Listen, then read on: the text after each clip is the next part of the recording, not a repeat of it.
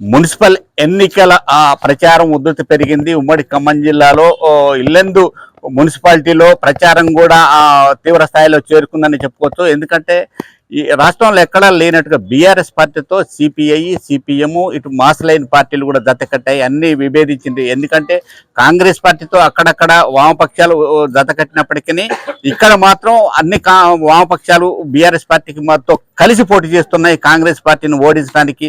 ఈ నేపథ్యంలో ఇక్కడ ఇంకో ప్రాధాన్యత కూడా ఉంది. సింగరేణికి జన్మస్థానమైన ఇల్లెందులో ఇంత అభివృద్ధి జరిగింది. అన్ని కోట్ల రూపాయలు దేశ ఆర్థిక వ్యవస్థకు వెన్నుదన్నుగా నిలిచిన సింగరేణి జన్మస్థానంలో జరుగుతున్న ఈ ఎన్నికల్లో ఇటు బీఆర్ఎస్ పార్టీకి సంబంధించిన వాళ్ళు, మాజీ ఎమ్మెల్యే, ఇక్కడ పోటీ చేసిన వారు, వామపక్షాలకు సంబంధించిన నాయకులు కూడా ఉన్నారు.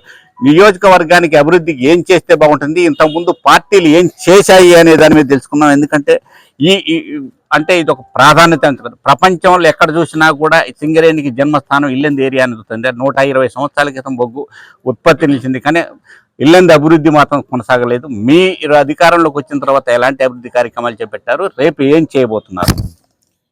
ఈరోజు బీఆర్ఎస్ పార్టీ తోటి మిగిలిన మిత్రపక్షాలు అంటే సిపిఎం, సిపిఐ, సిపిఎంఎల్ మాతో కలిసి ప్రయాణం చేస్తుందంటేనే అర్థం చేసుకోవచ్చు.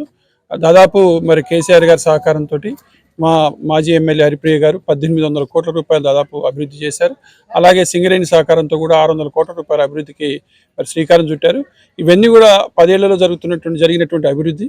ఈ 2 ఏళ్లలో జరిగినటువంటి అభివృద్ధిని కనుక గమనిస్తే ఎక్కడ కూడా అభివృద్ధి అనేది లేదు. గతంలో మేము చేసిన సంక్షేమ కార్యక్రమాలు కానీ, అభివృద్ధి కార్యక్రమాలు కానీ అన్నీ కుంటుపడినాయి. ఇవి కాక మేము ఏదో ఎక్స్ట్రా చేస్తామని చెప్పి రకరకాల హామీలు ఇచ్చారు. హామీలు కూడా ఫెయిల్ అయ్యాయి.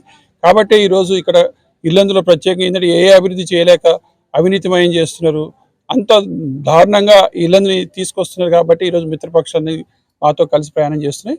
మేమందరం ఖచ్చితంగా ఈ జెండా అంటే మిత్రపక్షాలన్నీ కలిసి మరి ఒక జెండా మరి ఈరోజు మున్సిపాలిటీ మీద ఎగరేయటం కాదు, రాబోయే కాలంలో కూడా కాంగ్రెస్ చేస్తున్నటువంటి ప్రతి ప్రజలకు వ్యతిరేకమైనటువంటి ఏ కార్యక్రమం తీసుకున్నా కానీ మీ అందరూ కూడా పోరాడతామని చెప్పి మీ ద్వారా తెలియజేస్తారు. అంటే మీరు శాసనసభ్యులుగా ఉన్నారు. శాసనసభ్యులుగా ఉన్న సందర్భంలో ఈ ఇల్లెందు మున్సిపాలిటీకి, ఈ పరిసర ప్రాంతాల అభివృద్ధికి తీసుకున్న చర్యలు ఏంటి?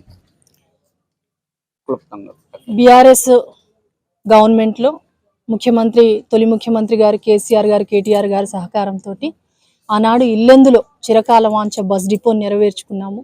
వైద్యానికి ఎంతో దూరం ఉన్న ఇల్లెందుని 100 పడకల హాస్పిటల్ని మరి సాధించుకున్నాము. అంతేకాకుండా గతంలో ఇల్లెందు అంటే చీకటి చరిత్ర, బొగ్గుట్ట చరిత్ర 140 ఏళ్ల చరిత్ర అయినప్పటికీ బీఆర్ఎస్ ప్రభుత్వంలో మాత్రమే ఇల్లెందు మొత్తం కూడా వెలుగులోకి వచ్చింది. సెంట్రల్ లైటింగ్ డివైడర్లతోటి, అటు లైబ్రరీ, డిజిటల్ లైబ్రరీ, ఇలా చెప్పుకుంటూ పోతే ఇల్లెందులో ఏ వార్డు చూసినా కూడాను, ఎక్కడ చూసినా బీఆర్ఎస్ హయాంలో జరిగిన అభివృద్ధే తప్ప ఈ 2 ఏళ్లలో ఎక్కడా కూడా మేము తీసుకొచ్చినటువంటి వర్క్లకు వాళ్ళు శంకుస్థాపనలు చేయడం తప్ప వాళ్ళు ఈ రోజు వరకు మేము ఒక రూపాయి తీసుకొచ్చి మేము డెవలప్ చేసామన్న కాడికి ఏది లేదు. ఆఖరికి బుగ్గవాగు ప్రక్షాళన కూడా 5 సంవత్సరాల పాటు బీఆర్ఎస్ ఉన్నప్పుడు ఒకరోజు కూడా వరద తాకిడి మరి వార్డులకు మేము తీసుకురానియలేదు బుగ్గవాగు ప్రక్షాళన చేసి.